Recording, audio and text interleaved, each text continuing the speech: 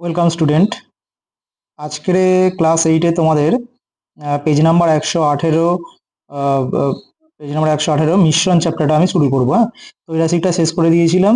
তোমরা ভালো ভালো করে বাড়িতে সেটা করো। আগের হোয়াটসঅ্যাপের মিডিয়া সেকশনে গিয়ে তোমরা সেই ভিডিওটা দেখতে পারো, যারা যারা পরে জয়েন করেছো। তাহলে চলো আজকে আমরা মিশ্রণটা শুরু করি। তো পেজ নাম্বার 118 বইটা হাতের কাছে রাখো, বসে দেখি 12।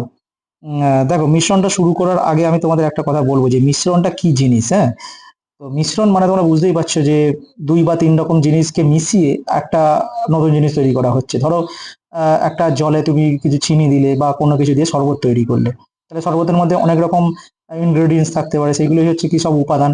এবার ধরো আমি জল আর ডেটল মিশিয়ে একটা মিশ্রণ তৈরি করলাম, বা ধরো বালি সিমেন্ট দিয়ে একটা মশলা তৈরি করলাম, তাহলে সেই মশলার উপাদানগুলো হলো বালি সিমেন্ট। হ্যাঁ, এছাড়া ধরো বিভিন্ন যে সংকর ধাতুগুলো আছে, তামা দস্তা মিশিয়ে আমরা পিতল তৈরি করতে পারি। তামা টিন মিশিয়ে আমরা ব্রোঞ্জ তৈরি করতে পারি। তাহলে এই সমস্ত মিশ্রণের উদাহরণ। তাহলে এই এই সমস্ত জিনিস দিয়েই আজকে আমরা অঙ্ক করবো। চলো একের দাগের অঙ্কটা দেখো তোমরা। 36 লিটার ডেটল জল তৈরি করলাম, যাতে জল আর ডেটলের পরিমাণের অনুপাত 5:1। এখানে সবসময় তোমাকে একটা অনুপাত দিয়ে দেবে, মানে যে উপাদানগুলোকে মিশিয়ে মিশ্রণটা তৈরি করা যাচ্ছে তার অনুপাতটা। তাহলে তোমরা কি করবে, সেই অনুপাতটা ভালো করে দেখবে যে দেখো ডেটল জল বলেছে, কিন্তু অনুপাতটা যখন লিখেছে জল আগের লিখেছে, তারপর ডেটলটা লিখেছে, তাহলে সেইভাবেই লিখবে যখন যেটা আগে আছে। তাহলে আমি প্রথমে লিখে নেবো কি, জল ইস টু ডেটল।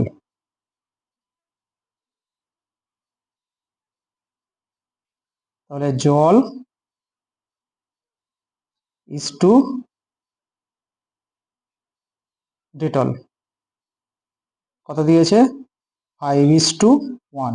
এইটা লিখে নেওয়ার পরে এবার তোমরা লিখবে কি, যে অনুপাতটা দিয়েছে তাকে যোগ করে দেবে। তাহলে অনুপাতের যোগফল। তাহলে অনুপাতের যোগফল কি হবে, 5+1 = 6।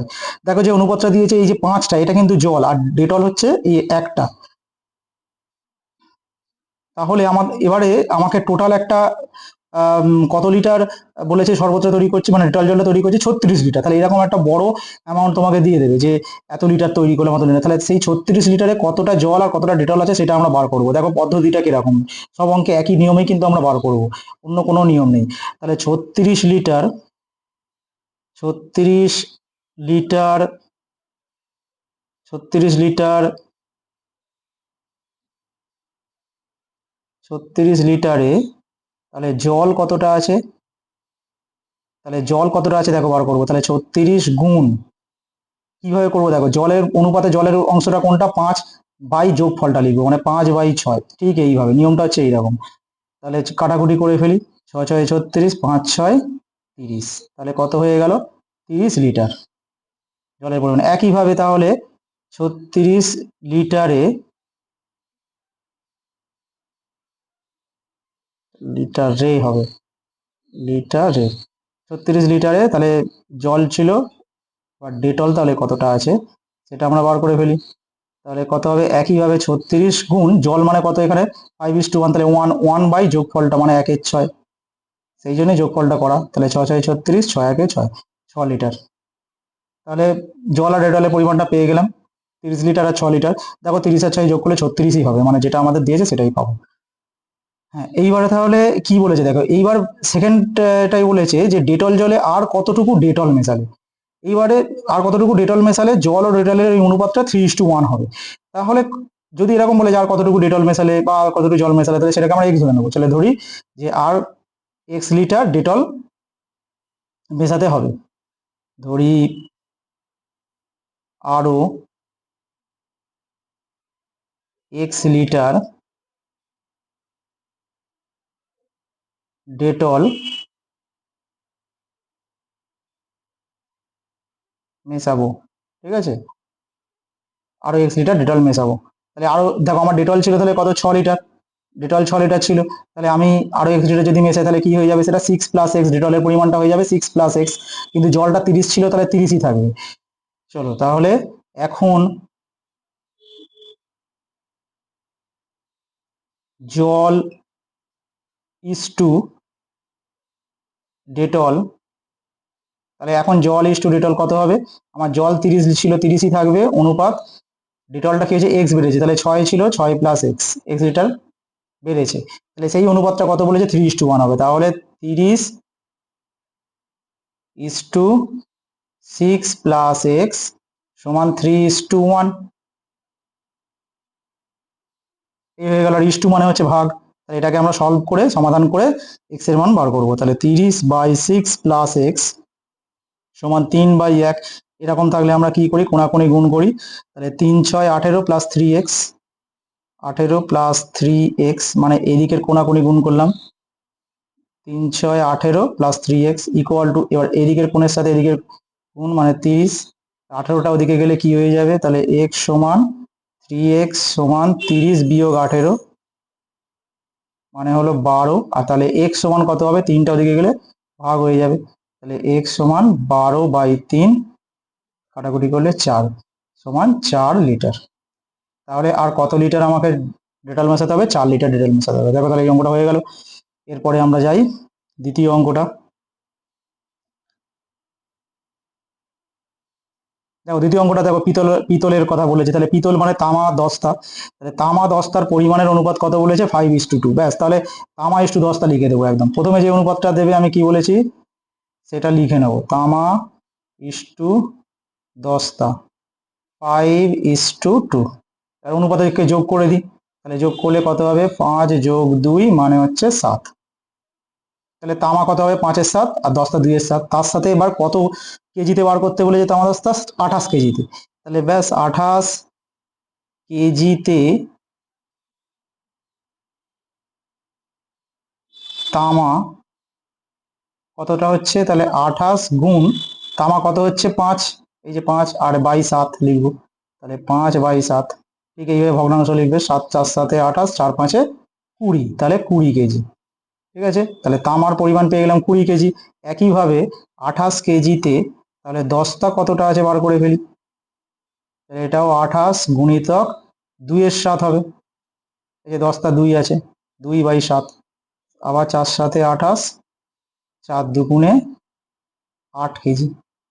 ঠিক আছে, তাহলে তামা পেয়ে গেলাম 20 কেজি আর দস্তা 8 কেজি। এবার কি বলেছে দেখো, এবার 4 কেজি তামা মেশালে বলেছে তামা দস্তার পরিমাণের অনুপাত কি হবে। তাহলে 4 কেজি কি মেশাচ্ছে, তামা মেশাচ্ছে। তাহলে তামা ছিল আমার 20 কেজি, আরো 4 কেজি মেশাচ্ছি মানে হচ্ছে 20 + 4 24 কেজি, কিন্তু দস্তাটা আমার 8 কেজি থাকছে। তাহলে নতুন অনুপাত কি হবে, তাহলে আবার লিখবো যে 4 কেজি তামা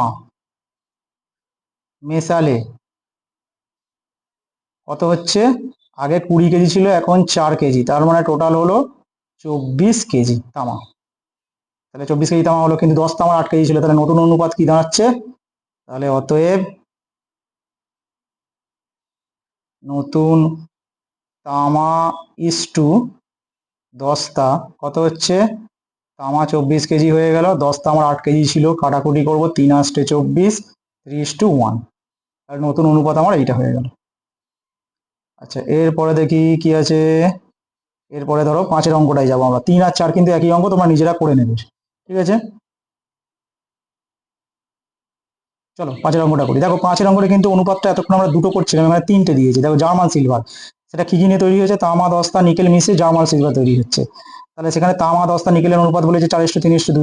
যথারীতি আমরা অনুপাতগুলো লিখে দিই। তামা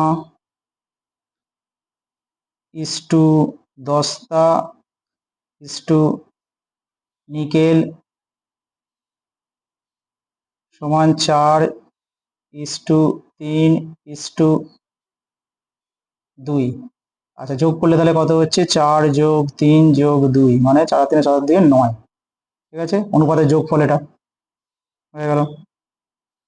এইবারে দেখো কি বলেছে, এই ধরনের 54 কেজি তাহলে জার্মান সিলভারে কত কেজি দস্তা মেশালে সেই অনুপাতটা এতে দাঁড়াবে। এবার তাহলে একের দাগের অঙ্কের মতো হয়ে গেল। এবার আমরা কি করবো, দেখো 3টে অনুপাত দিয়েছে, তামা দস্তা নিকেল। আমি যে কোনো দুটো নিয়ে কি মানে কাজ করব। আমাকে কি মেশাতে হচ্ছে, দস্তা মেশাতে হচ্ছে, ভালো করে লক্ষ্য করো। তাহলে যেহেতু দস্তা মেশাচ্ছি আমি, তাহলে আমি তামা দস্তা হয় তামা দস্তাটাকে নেবো, তামার সাথে দস্তাকে নেবো, অথবা দস্তার সাথে নিকেলকে নেবো, মানে দস্তাটাকে রাখবো। তাহলে যে কোনো দুটোকে নেবো। তাহলে আমি তামা দস্তা নিয়ে অঙ্কটা করি। তাহলে 54 কেজিতে তামা কতটা আছে আর দস্তা কতটা আছে বার করি। 54 কেজিতে তামা তাহলে কত হচ্ছে, একইভাবে 54 গুণিতক তামা কত হচ্ছে 4, অনুপাতে দেখো 4 আর বাই 9, তাহলে 4/9 কাটাকুটি যদি করি 6×9 = 54, তাহলে 4×6 = 24, তাহলে হয়ে গেল 24 কেজি। এটা হলো তামা পেয়ে গেলাম। একইভাবে 54 কেজিতে দস্তা কতটা আছে বার করি। তাহলে 54 গুণিতক দস্তার অনুপাতে কত আছে 3, তাহলে 3/9, আবার কাটাকুটি করি 6×9 = 54, তাহলে 3×6 = 18 কেজি। ঠিক আছে, তাহলে তামা দস্তা পেয়ে গেলাম কত করে আছে। এবারে কি বলেছে আর কতটা দস্তা মেশালে, তাহলে সেটা ধরে নেবো যে ধরি আরো x কেজি দস্তা মেশাতে হবে।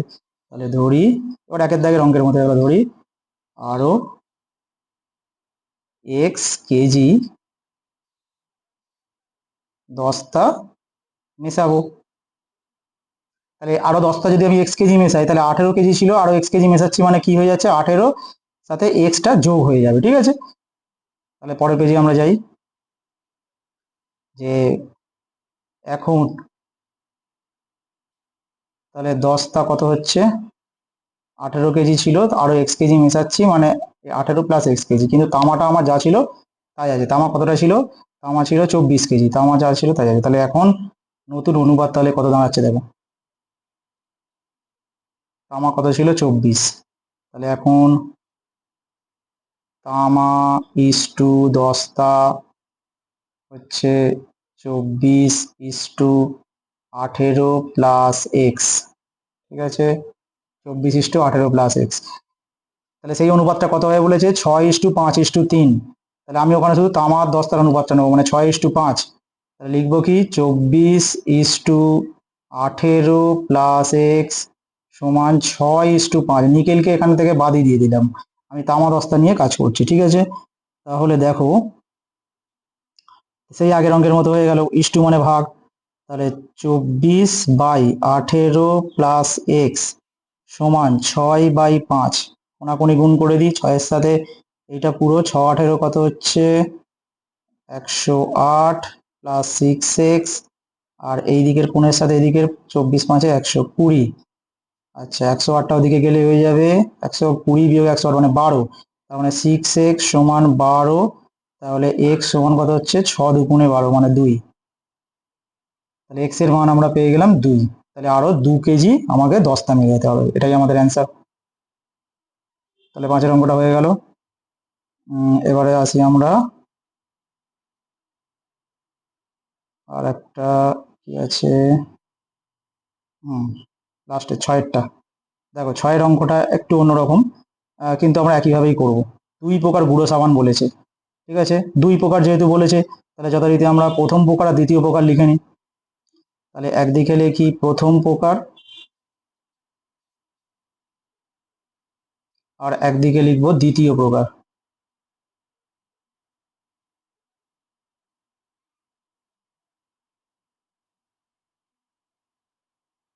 প্রথম প্রকার আর দ্বিতীয় প্রকার লিখে নিলাম। এবারে দেখো, তাহলে প্রথম প্রকার গুঁড়ো সাবানের সোডা ও সাবান গুঁড়োর পরিমাণ অনুপাত 2:3 আর 4:5, সোডা ও সাবান গুঁড়ো। ঠিক আছে, তাহলে আমরা লিখলাম, তাহলে কি লিখবো, সোডা ইস্টু সাবান গুঁড়ো। প্রথম প্রকারে সোডা ইস্টু সাবান, সাবান গুঁড়ো। প্রথম প্রকার সোডা ইস্টু সাবান গুঁড়ো কত বলেছে 2:3, যোগ করলে কত হচ্ছে 2+3 মানে 5, অনুপাতে যোগ করতে হয়, একটু আগে আমরা করেছি, লাইন টেনে দিলাম। আচ্ছা, দ্বিতীয় প্রকারে তাহলে সোডা ইস্টু সাবান গুঁড়ো কত, সোডা ইস্টু সাবান গুঁড়ো। ঠিক আছে, সোডা ইস্টু সাবান গুঁড়ো কত বলেছে 4:5। ঠিক আছে, তাহলে যোগ করলে হচ্ছে 4+5 মানে 9। ঠিক আছে, তাহলে প্রথম প্রকার দ্বিতীয় প্রকারের আমরা অনুপাতটা এইভাবে করে নিলাম। এরপরে আমরা যেটা করবো কি, কত কেজিতে এবার হচ্ছে দেখো, তাহলে প্রথম প্রকারে 10 কেজির সাথে দ্বিতীয় প্রকারের 18 কেজি মিশেছে, ভালো করে লক্ষ্য করো, প্রথম প্রকার 10 কেজি আর দ্বিতীয় প্রকারে 18 কেজি মেশানো হয়েছে।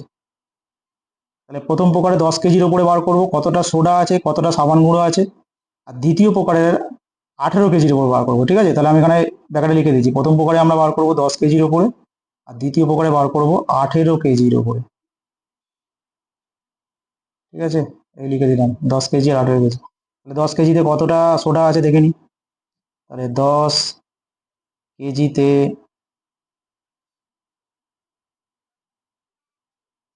সোডা কত হচ্ছে দেখি, 10 গুণিতক সোডা কত, 2/5।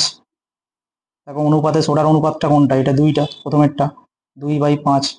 কাটাকুটি যদি করি, 5 দুগুণে 10, 2 দুগুণে 4, 4 কেজি, 4 কেজি পেয়ে গেলাম। একইভাবে 10 কেজিতে সাবান গুঁড়ো কতটা আছে দেখি, 10 গুণ 3/5, 5 দুগুণে 10, 3 দুগুণে 6 কেজি। ঠিক আছে, তাহলে প্রথম প্রকারের সোডা সাবান গুঁড়ো পেয়ে গেলাম, 10 কেজিতে কতটা কতটা করে আছে, কে কতটা আছে। একইভাবে দ্বিতীয় প্রকারের ক্ষেত্রেও যদি আমরা বার করি, তাহলে দ্বিতীয় প্রকারের ক্ষেত্রে বার করি, এবারে একটু শর্ট হয়েছে, আমরা একটু মুছে নিই এটা, এটা যদি মুছে নিই, তাহলে দ্বিতীয় প্রকারের কত কেজিতে, 18 কেজিতে, তাহলে 18 কেজিতে সোডা কত হচ্ছে, 18 গুণ 4/9, 9 দুগুণে 18 মানে হচ্ছে 8 কেজি। আর সাবান গুঁড়ো কতটা হচ্ছে, 18 গুণ 5/9, 9 দুগুণে 18, তাহলে 10 কেজি। তাহলে দেখো, প্রথম প্রকারে আমার সোডা পেয়েছি, প্রথম প্রকারে সোডা পেয়েছি কত, 4 কেজি, আর দ্বিতীয় প্রকারে সোডা পেয়েছি 8 কেজি। এবার দুটোকে আমি মেশাচ্ছি, তাহলে মেশানো মানে সোডার সাথে সোডা যোগ করব, মানে সোডা হচ্ছে এখানে 4 কেজি আর এখানে 8 কেজি, মানে 12 কেজি। আর সাবানের সাথে সাবান যোগ করবো, প্রথম প্রকারে সাবান 6 কেজি, দ্বিতীয় প্রকারে 10 কেজি, তাহলে যোগ করলে হচ্ছে 10 হচ্ছে 16 কেজি। আর আমার মিশিয়েছি কার সাথে কার, 10 কেজির সাথে 18 কেজি মিশিয়েছি, মানে প্রথম প্রকারে 10 কেজির সাথে দ্বিতীয় প্রকারে 18 কেজি মিশিয়েছি। তাহলে টোটাল আমার সাবান গুঁড়োটা কত হচ্ছে, গুঁড়ো সাবানের পরিমাণ 18 আর 10-এ 28 কেজি, সেটা লিখবো। তাহলে নেক্সট পেজে যাই, নেক্সট পেজে যদি যাই, দেখো মোট গুঁড়ো সাবান, মোট গুঁড়ো সাবান কত হচ্ছে, 10 প্লাস 18 মানে 28 কেজি। আর সেই 28 কেজিতে আমাকে সাবান গুঁড়োর হিসেবে জানতে চেয়েছে, তাহলে মোট সাবান গুঁড়ো, সাবান গুঁড়ো, ঠিক আছে, মোট সাবান গুঁড়ো কত, প্রথম প্রকারে 6 কেজি বেরিয়েছে, দ্বিতীয় প্রকারে 10 কেজি বেরিয়েছে, তাহলে 10 হচ্ছে 16 কেজি, 6 + 10 মানে 16 কেজি। এবার বলেছে মোট গুঁড়ো সাবানে কতটা সাবান গুঁড়ো আছে, তাহলে 28 কেজিতে কত কেজি পেলাম আমরা, 16 কেজি। তাহলে 28-এ 16, ধরো পরীক্ষায় তুমি 28-এ 16 পেয়েছো, তাহলে কিভাবে লিখবে, উপরে 16 নিচে 28। তাহলে অতএব নির্ণেয় সাবান গুঁড়োর অংশ, সাবান গুঁড়োর অংশ কত হচ্ছে, 28-এর মধ্যে 16। তাহলে কাটাকুটি যদি করি, 4 × 4 = 16, 4 × 7 = 28, মানে 4/7 অংশ। ঠিক আছে, আচ্ছা, তাহলে এই 6 পর্যন্ত অঙ্ক আজকে থাক, নেক্সট দিনকে বাকিটা করিয়ে দেবো। ঠিক আছে, তোমরা সবাই অঙ্কগুলো খাতায় টুকে নেবে। টাটা।